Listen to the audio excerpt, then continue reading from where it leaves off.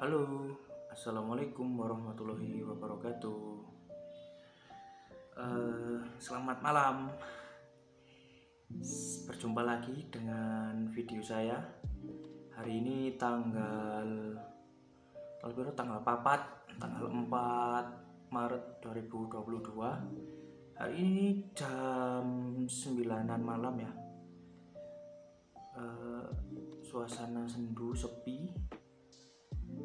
Hari Jumat, yang penting nggak Jumat kelabu, Jumat barokah. Teman-teman YouTube dimanapun berada, semoga sehat selalu dan dirahmati Tuhan. Video saya kali ini saya mau cerita tentang bagaimana saya bisa berhenti merokok dan mungkin tips-tipsnya. Karena saya tuh perokok.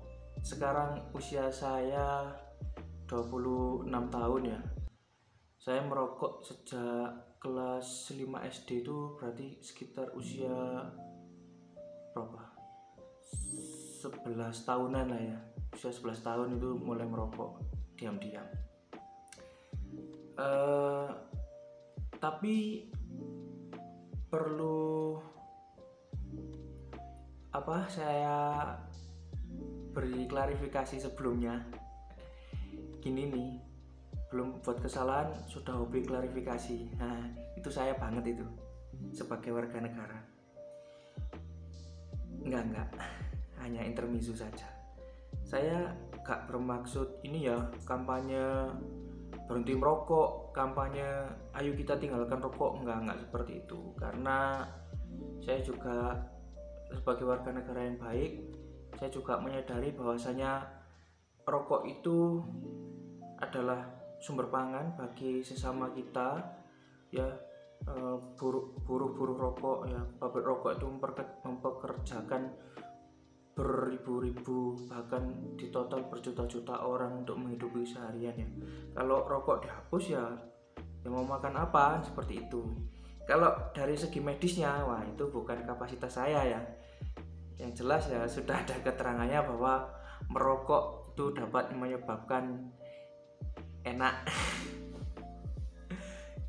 Jadi awal perjalanan saya merokok dulu tuh, kalau nggak salah saya kelas 5 SD tuh merokok diam-diam ya, sama ya karena dulu tuh waktu SD saya hidup di lingkungan yang memang orang tua itu nggak sebegitu peduli ya ketika ada anak-anaknya merokok ya. Akhirnya istilah orang Jawa itu saya ketularan lah di lingkungan itu. Tapi saya merokok diam-diam. Dulu itu ada rokok lawas. Sekarang udah nggak keluar merek rokoknya. Kalau nggak salah dulu huruf depannya X, huruf belakangnya MILD. Nah itu dulu rokok, saya ingat itu dulu beli eceran patungan sama teman-teman, terus beli di warung. Dulu ada warung di dekat sekolah SD saya itu, terus beli, harganya 350 perak dulu, 250 rupiah. Kita rokok gantian muter gitu di kamar mandinya sekolah sama di kunci. Ya banyaklah cerita-cerita yang lucu dari rokok itu kalau saya ceritakan. Terus singkat cerita, saya SMP itu malah ngebes istilahnya, rokoknya ngebes. Di terminal dulu ya, dulu pulang SMP itu mampir ke terminal di Batu situ, itu ada warung di pojokan itu biasanya tempat anak-anak SMP nongkrong dulu, sekitar tahun 2008-an lah dulu. SMA saya merokok juga ngebul rokoknya, teknyumet, apalagi masuk kuliah. Dulu saya kuliah itu kan sempat beberapa ikut organisasi, pulang malam bahkan dulu tuh makan itu bukan kebutuhan, tapi rokok itu memang kebutuhan. Jadi ini terus selepas kuliah selepas kuliah saya bekerja ya. Nah, namanya bekerja itu kan dapat uang sendiri, terus dapat intinya semakin dewasa untuk merokok itu kan tidak ada halangan apapun, kita merdeka bebas untuk merokok, yang penting kan sopan gitu ya. Perokok aktif ya dulu. Terus sampai kemarin 2021 kalau nggak salah bulan Agustus ya, itu ini dulu saya itu suka olahraga. Jadi dari SMP itu memang suka olahraga dan atlet setingkat sekolah lah, setingkat kota gitu. Dulu memang atlet sempat ikut karate dan lain sebagainya, olahraga aktif ya. Tapi ngerokok juga aktif itu dulu. Dan dulu memang kan nggak punya pikiran apa-apa, nggak, maksudnya istilahnya nggak mikir kehidupan lah. Tadi beban psikis itu nggak terlalu menekan gitu loh.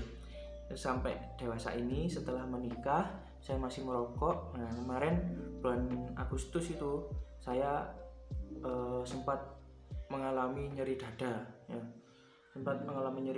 Sebelumnya itu di tahun 2020 itu saya sudah pernah nyeri dada, tapi nggak sehebat yang di 2000 Agustus kemarin tuh, 2021 itu nggak sehebat itu.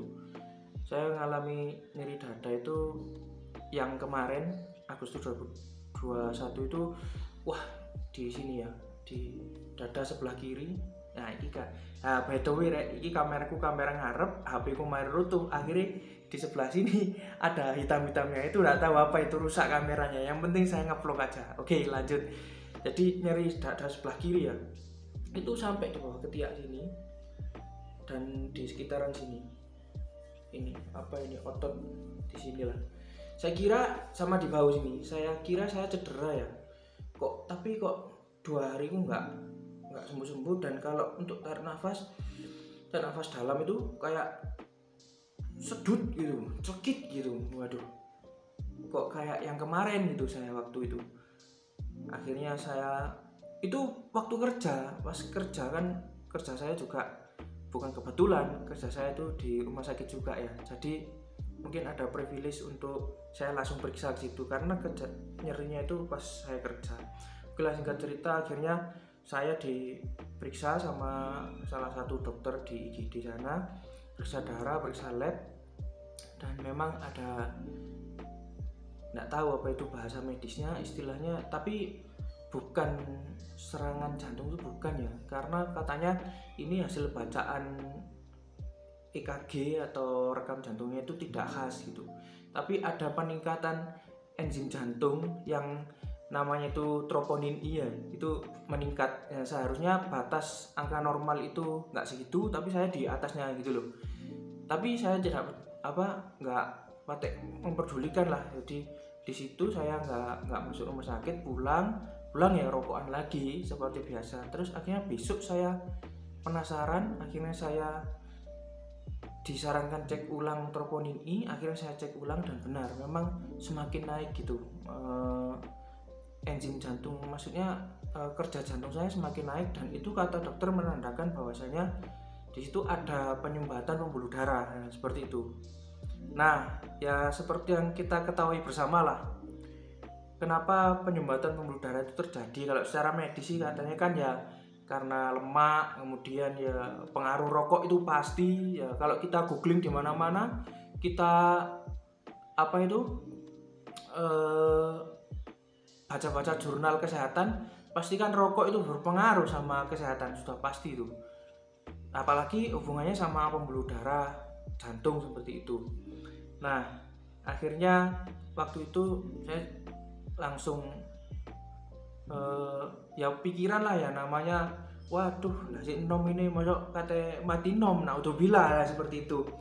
Ya mungkin dari itulah spirit saya sejak itu saya memiliki niat untuk berhenti merokok. Nah, sebelumnya saya sudah niat untuk berhenti merokok, tapi ya kambuh lagi. Seperti itulah, siapapun yang mengalami berniat berhenti merokok pasti nggak pasti sih, kebanyakan akan ngalami hal-hal seperti itu. Berhenti merokok koyo yo morono seminggu kumat maneh gitu. Tapi anehnya ya mungkin ini saya juga percaya hidayah dari Tuhan ya. Sewaktu saya setelah cek itu ada peningkatan enzim jantung di hari itu juga, bulan Oktober itu ya, sudah masuk bulan Oktober 2021 lah. Sorenya itu ya saya kan masih merokok lah, tapi setelah ngerokok itu muntah lagi, saya muntah, merokok muntah. Waktu itu kan rokok saya rokok mahal lah istilahnya, putian itu, rokok putian, ngerti dewa rek. Saya takut nanti kalau nyebutkan ada sanksi dari YouTube, masa subscriberku sih sak mini. Saya muntah, habis rokokan muntah, terus merokok lagi muntah. Akhirnya besok badan nggak enak, capek, kesel ya. Saya nggak tahu ya itu gimana, apakah itu karena saya kepikiran, akhirnya psikis saya terganggu, tersugesti, waduh lek rokok ingku nek serangan jantung dan lain sebagainya. Apakah seperti itu ya nggak tahu. Tapi yang jelas ya hidayahnya seperti itu. Akhirnya besok saya tetap aja nyoba ngerokok. Beli rokok itu 3 langsung. Yang rokok kelas murah ya istilahnya, rokok kelas menengah, sama rokok yang enak-enak lah istilahnya. Rokok gak enak, setengah enak, sama enak. Dan itu saya coba semua, memang muntah. Tapi saya nggak anti itu loh sama orang yang merokok sebelah saya, enggak. Orang merokok sebelah saya, kalau hari ini setelah saya berhenti merokok di bulan Oktober itu, hari ini kalau saya dekat orang merokok, saya biasa saja, nggak ngalami apa-apa. Cuma kadang-kadang itu sedikit pusing, kadang-kadang ya sedikit mual gitu. Tapi nggak ya masa ya ada teman merokok saya harus muntah enggak seperti itu kan. Saya juga bisa jaga sikap bagaimana kan. Saya juga nggak nyalahkan, saya juga nggak masif ngajak teman saya untuk berhenti merokok. Saya cuma bercerita pengalaman saya. Akhirnya dari nyeri dada itulah spirit saya berhenti merokok sampai sekarang. Dan alhamdulillahnya sejak Oktober sampai bulan Maret ini, Oktober 2021 sampai Maret 2022, apa nih sepeda, maklum lah amatiran, itu saya gak pernah mencoba rokok sekalipun. Jadi berhenti itu. Terus kemudian di samping itu, kenapa kok saya nyeri dada ya, mungkin saja saya itu obesitas itu berpengaruh, sangat berpengaruh. Saya 2018 masuk kerja, enak-enaknya dapat gaji ya istilahnya, dapat gaji, terus kita bisa beli makanan ini itu. Saya hobi sekali beli makan, habis gajian beli makan yang enak-enak, dan makanan yang istilahnya kolesterol itu bisa menari-nari gitu. Dan dari cepat perubahan saya, 2018 itu bobot saya itu masih 73-an ya. Waktu Oktober kemarin itu bobot saya 114. Obes kan, pasti obes. Lutut saya sampai sakit. Saya juga ini punya penyakit entok, punya HNP ya, istilahnya kecedit itu loh, sudah MRI kan, ada bantalan tulang belakang yang mencotot gitu loh istilahnya. Akhirnya di situ Oktober saya memutuskan berhenti merokok, terus juga disarankan diet dari dokter dan minum obat. Tapi saya minum obat itu nggak berkala, jadi cuma minum obat, 1 minggu obatnya habis saya berhenti. Terus ada teman yang menyarankan saya untuk pengobatan herbal, dan memang obat herbal ini dari Cina ya, saya nggak tahu ya, itu gambling saja. Saya beli obat ini mahal, ya udah pokoknya sembuh nggak sembuh ya saya ikhtiar aja, tapi saya yakin pasti sembuh gitu. Akhirnya saya minum obat yang dari Cina itu, herbal itu, terapi obat itu Oktober, November, Desember, 2 bulanan lah, full 2 bulan. Terus November itu saya cek ulang lagi, di EKG ulang, direkam jantung ulang, sama di cek engine jantung itu memang benar-benar kembali ke normal istilahnya. Kemarin ada peningkatan dan ini benar-benar kembali ke normal. Berarti kan artinya obatnya ya nggak kalah manjur gitu loh mungkin sama obat-obat yang medis itu. Ya nggak saya sebutkan, nanti aja kalau ketemu silakan DM ke Instagram saya di Wendy_Kiswa kalau mau tahu obatnya apa itu ya. Saya nggak nge-review obatnya karena akhirnya dari itu sampai hari ini saya berhenti merokok, dan alhasil uang saya selama berhenti merokok itu ternyata iseng-iseng gitu kemarin saya kumpulkan, saya jadikan di satu umplung gitu ya. Itu alhamdulillah bisa saya belikan motor loh, walaupun motornya mati ya, ada surat-suratnya, tapi harganya masih 2 juta up lah, 2 jutaan. Dan artinya kan berarti kalau selama ini saya merokok kan uang saya ya bisa dimanfaatkan untuk yang lain kan pada saat itu harusnya ya. Tapi ya memang apa ya, jadi ini kesimpulannya di video saya ini, merokok itu memang pilihan hidup. Jadi nggak seperti istilahnya udah gimana sih kita cinta sama rokok itu kan, cinta kalau ada yang memisahkan kan pasti kita berkorban mati-matian untuk membela lah. Tapi kan berhenti merokok juga pilihan kita gitu loh, untuk hidup sehat gitu, untuk diet. Nah ya akhirnya saya kembali lagi, akhirnya saya diet, tahu obes 114 kilo itu saya diet, dan hari ini saya berhasil, bobot saya kurang lebih 95 kilo lah ya. Ya sudah ada agak enteng lah terutama di sistem pernafasan ya. Tuh nggak ngongsrong, tuh naik tangga dulu ngongsrong, sekarang sudah agak enggak. Lutut ini sakit, dengkul ini sakit, sekarang udah agak enggak. Itu teman-teman, jadi merokok itu adalah pilihan hidup. Kalau kalian merokok ya merokok saja gitu, yang penting kan dalam batas etika gitu, sopan santun gitu ya. Terus sekali lagi saya juga tidak bermaksud untuk mempengaruhi siapapun untuk ayo berhenti merokok, enggak ya. Udahlah, aku juga menyadari bahwasanya rokok itu